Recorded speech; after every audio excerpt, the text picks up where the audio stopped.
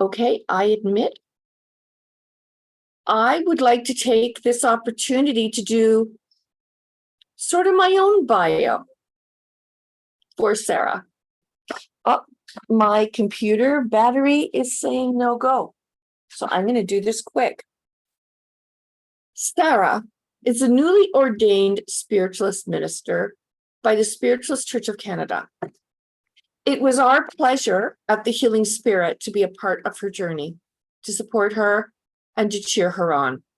She's become a regular speaker here and part of, the usual, the go-to folks for those inspirational lectures. She is a very dedicated spiritualist. She lives spiritualism and she inspires. And I would love to take this opportunity and thank her for the pleasure of allowing me to introduce her to you. So I introduce to you Reverend Sarah Wilkes.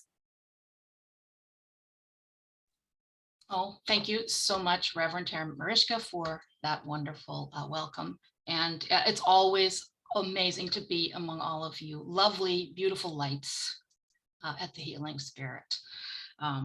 Interestingly, yes, the last time I was with you was for my ordination day. And so it was a really beautiful moment. I was feeling so blessed. And on that day, I was able to speak about my journey towards ordination, my development within spiritualism. And I thought that I would share it with you today as an inspirational talk. I feel like the tone we're kind of going with and what Reverend Tamarishka had said in her opening prayer was one of reflection.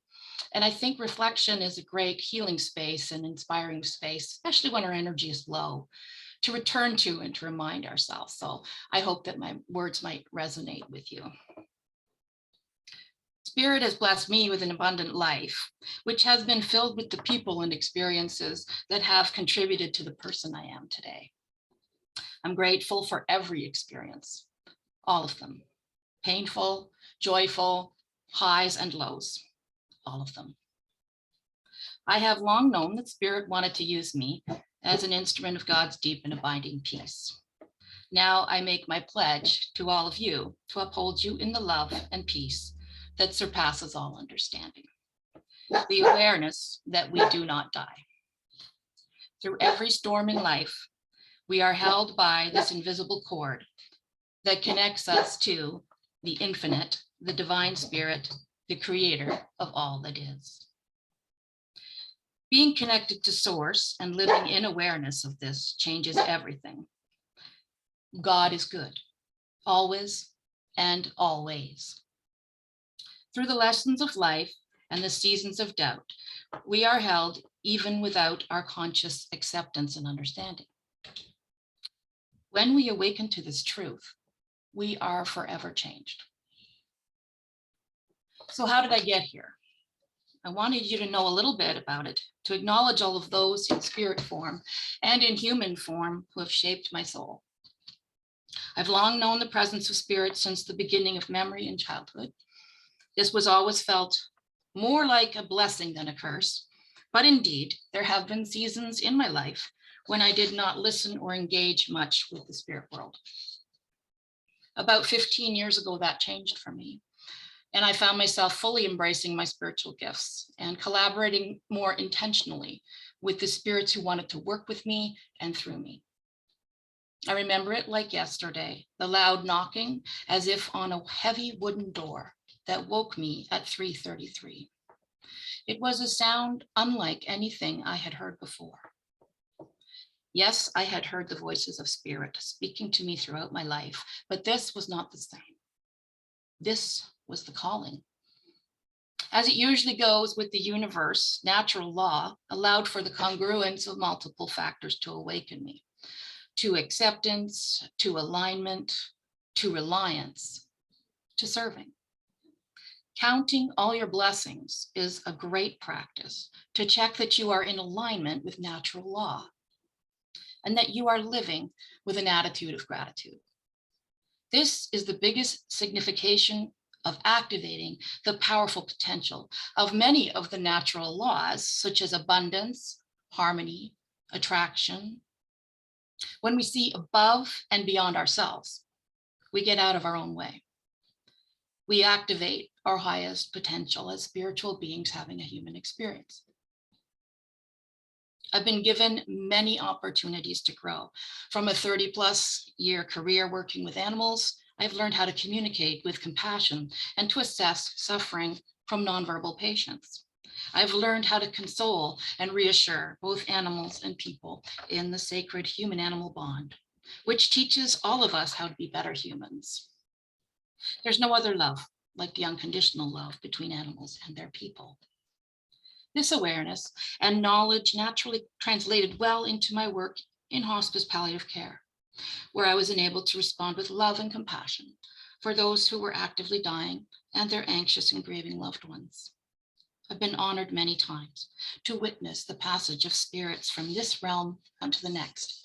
Each time I've been humbled and amazed by the infinite spirit expressed through each one of us and the absolute importance of love.